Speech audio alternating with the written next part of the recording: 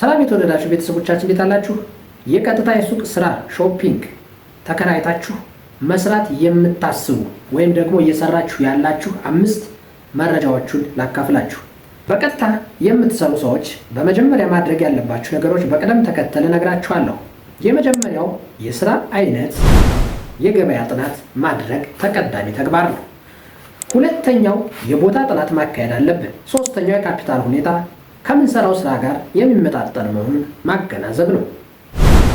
አራተኛ መቼና በምን ሁኔታ ልስራው የሚለውን መረዳት ነው። አምስተኛ የደንበኛ አያያዝና የእኛን የማስተናገድ ችሎታ በምን መልኩ ይሁን በሚል ማጤን ይገባናል። ወደ መጀመሪያው ሐሳብ የገበያ ጥናት ስንሄድ የገበያ ጥናት ሲባል ምን ማለት ነው? የምንጀምረውን ስራ አላቂ ነው ወይስ ሪሳይክል አድርገው ይጠቀሙታል ወይስ አላቂና አላቂ ብቻ ነው የሚለውን ማለት ነው።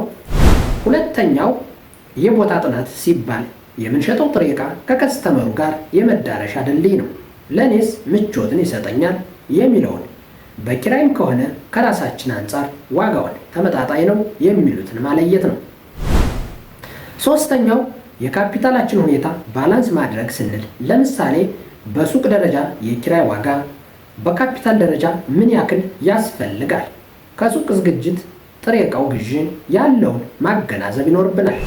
በሰርቪስ ደረጃ የታክሲ ወይንም የነዳጅ ፍጆታውን ማወቅ፣ በቤት ወጪ ደረጃ የወር ቁሳቁሳችን በሙሉ ማካተት ማሰብ ይኖርብናል።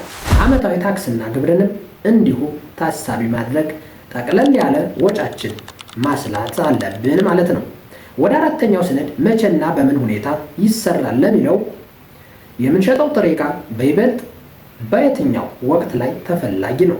ለምሳሌ መጽሐፍ፣ ደብተር፣ እስክሪብቶ ቢሆን የተማሪዎች የመማሪያ ጊዜን ታሳቢ አድርጎ መጀመር።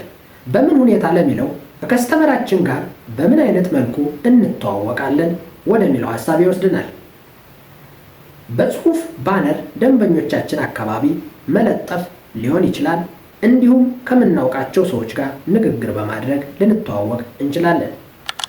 ሁለተኛው በሶሻል ሚዲያዎች ማስተዋወቅ ነው። ለምሳሌ ቲክቶክ፣ ዩቲዩብ፣ ፌስቡክ፣ ኢንስታግራም በመሳሰሉት ማለት ነው።